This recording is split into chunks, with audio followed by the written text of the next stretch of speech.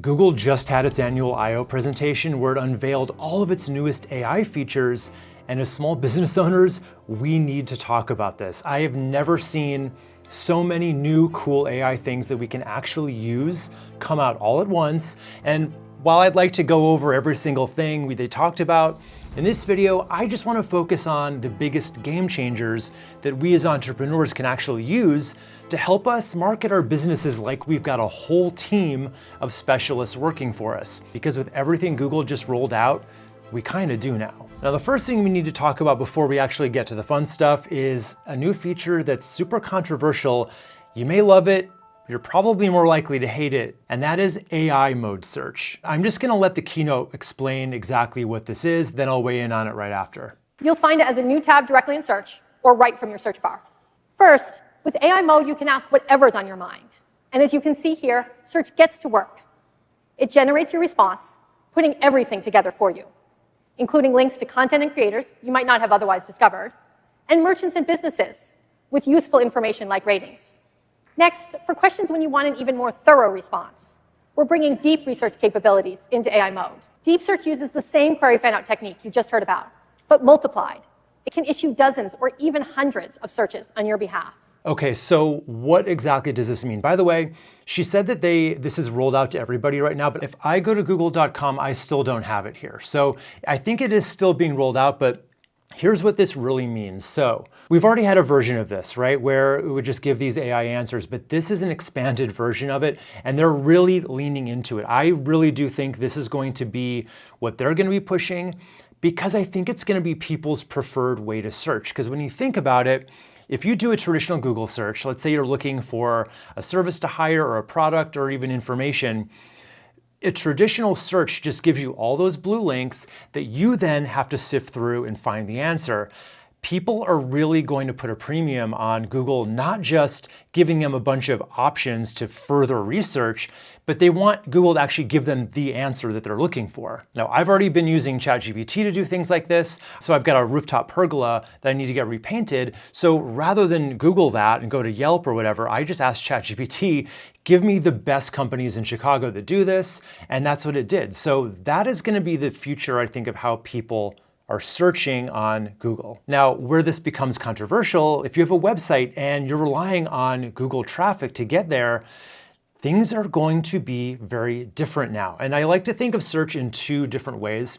So there's those informational searches, right, where people are typing in, how to change a tire, how to do something, where traditionally you as a business would write blog posts, and then you would hope that they would read some articles of yours and then end up being a client. But the way it's going these days, I wouldn't even bother trying to rank blog posts anymore. I think that's kind of going out. If you're going to do content marketing, YouTube is the best way to do that these days. But the other side of it are the transactional searches, when people are actually looking for a business like yours, like with my pergola example. So those kinds of questions are also going to be answered by AI. So if you're putting in like sushi restaurant near me, it's going to show you that in AI. And I think not a whole lot is going to change in terms of what you need to do to show up in an AI search versus an organic search from the past. So the big things I do think are going to be different are, I think it's going to be a lot more based on reviews. I think they're going to put a big premium on giving people the best businesses with the most 5-star reviews. And the other thing they're really going to concentrate on is how big is your online footprint, right? How big of an authority is your business in the space? That means your website, third-party review sites, and are you looked at as an authority? Like, do you have a YouTube channel, right, that people watch? I think those things are going to be very powerful as we move forward into the new realm of getting found online. Okay, now moving on to the fun goodies they gave us last week, starting with VO3. Now, this is video generation on steroids. Well, let's just see if you can see what's different. We can talk. We can talk. We can talk with accents. Oh, I think that would be marvelous. Yes, it is very fun, but... We can talk as cartoons. This is amazing. Imagine all the narrative possibilities. So this is how VO3 was made.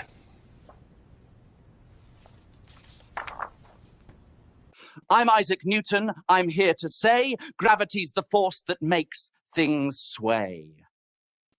I'm one with nature now. Nature would prefer some personal space. Now that I can talk. No, Yeah. I don't know if I have something to say. I mean, so obviously the difference is there's dialogue, there's sound effects. We've never had that before. I don't know if you know that. And by the way, the clips that I just showed you, these are not made and cherry-picked by Google to kind of show as a press release. If you remember when Sora kind of announced last year, they had these very curated clips that they made. You know, they probably spent hours and hours and hours to get to those clips. These were all just made by real people using simple text prompts within this past week. So that's exactly what's possible as a complete beginner using VO3. And probably my favorite thing about this is just how some of these clips, they seem to have perfect comic timing. Like, watch this again. Now that I can talk. No, Yeah. I don't know if I have something to say. I mean, that's pretty good. And that's just a good sampling of what you can do, but what about a more practical example of how a business like yours could actually use this for your own marketing? This was made by a guy named PJ Ace for about $500, and it took him less than a day to do it. Let's check it out. I tried everything for my depression. Nothing worked. Every day felt heavy. I felt trapped. Then I tried Puppermin. Our prescription helps your body secrete a special pheromone that attracts puppies. I took the pill before bed, and when I woke up, there he was, the love of my life. The pill does not target depression directly, but we've found that it's really difficult to be depressed when cute dogs show up at your doorstep. I used to feel so empty, but now I feel joy and mild concern how a pee stain got on the ceiling.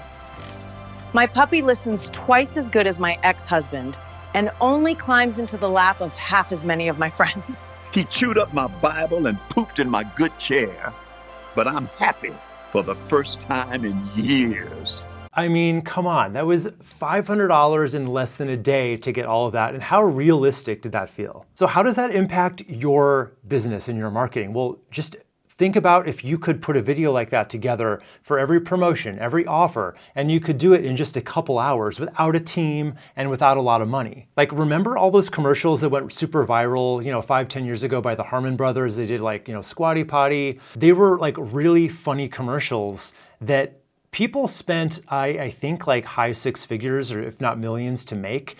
And granted, those were very funny. They started with funny scripts. But what if you could, do that part and then wind up with something on the other side that could actually go pretty viral? The possibilities are pretty crazy. Now, that was a very polished looking commercial. What if you wanted to do something that felt a little more off the cuff, a little more natural? Well, there's another great example of that too. And I want you to pay attention to how realistic this whole scene feels. Welcome to a non-existent car show. Let's see some opinions. I feel safe with him in an SUV, and it seems to be like the right type of car for him. I think the range is only going to get better. Sorry. You can see I'm kind of a misfit here, but don't tell anyone. I've just bought an electric car. It was great to come to the conference because my husband loves cars. I think I have to buy an EV now. I love my muscle cars, but I try to stay as healthy as I can so I can make it to the next car show. I mean, how realistic does that whole thing feel? Like, all these different characters, and they don't seem overly polished. Like, the guy puts on his coffee, he's like, oh, sorry. Like, it feels like they're real people. It's kind of scary in a way, but it has really exciting possibilities. Now, I know where your head may be at when you see stuff like this. You may be thinking, okay, this is great. Like, I can make videos for YouTube now. I don't have to go on camera. This isn't there yet.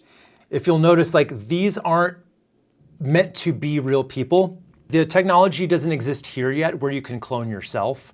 They end up just tending to be random people that you can't really duplicate from clip to clip. So that's where we're at limitation-wise for now. But things you could do to help you with YouTube would be creating B-roll, right? Like, imagine if you're telling a story in one of your YouTube videos, which is what I recommend. Storytelling is great. You want to bring people in. If you're telling a story of like how a client you helped, you can like have that client being in your video is B-roll, and how cool would that be to really kind of up your storytelling game, make it more engaging, and kind of bring people into the story. So that's all the good news. Now for the kind of bad news, this is actually a pretty expensive plan. So you have to be on, to be able to use VO3, which is what we just saw, you have to be on the Google AI Ultra plan, at least for now, which is $250 a month. It's, half the price for 3 months.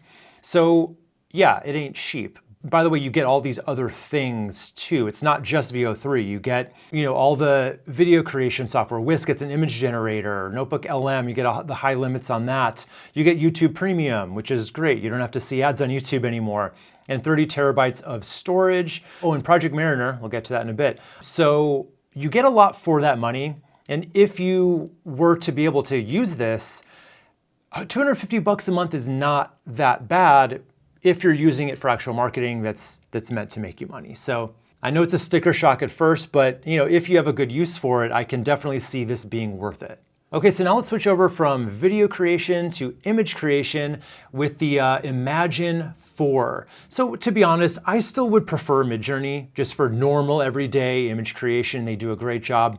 Where Midjourney stumbles is in if you ever want to put text in an image, which a lot of times there's call for that, right? If you want to make a product mock-up or you want to make a visualization of what your website's going to look like, something like that. Imagen 4 actually does a really good job with it. Take a look at this image right here. It was able to put in all the typography and it looks great. So we've got a bag of flour, everything is spelled correctly, comic strip, this is all pretty good stuff.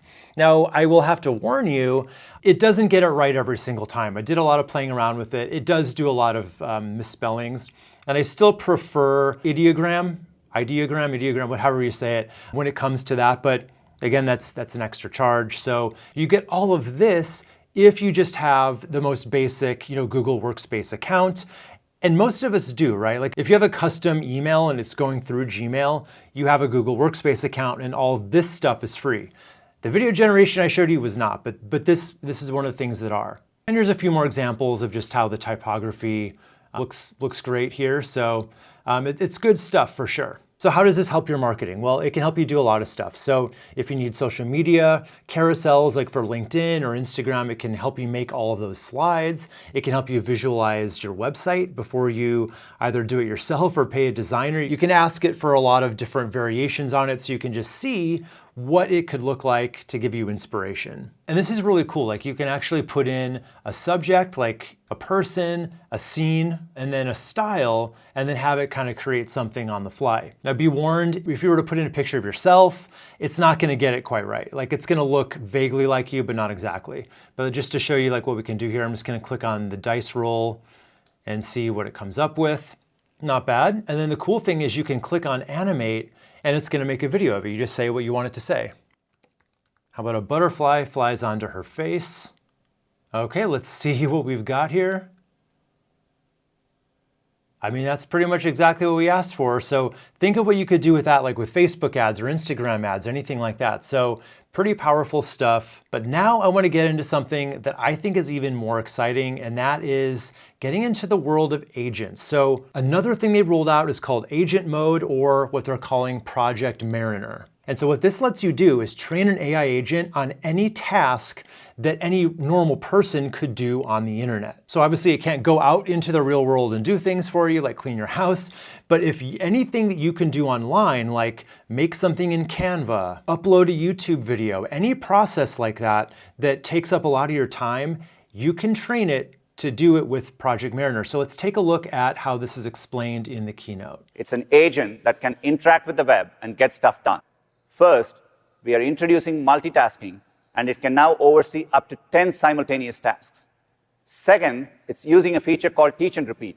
This is where you can show it a task once, and it learns a plan for similar tasks in the future. Say you want to find an apartment for you and 2 roommates in Austin. You've each got a budget of $1,200 a month. You want a washer-dryer or at least a laundromat nearby. Normally, you'd have to spend a lot of time scrolling through endless listings.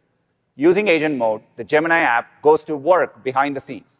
It finds listings from sites like Zillow that match your criteria, and uses Project Mariner when needed to adjust very specific filters.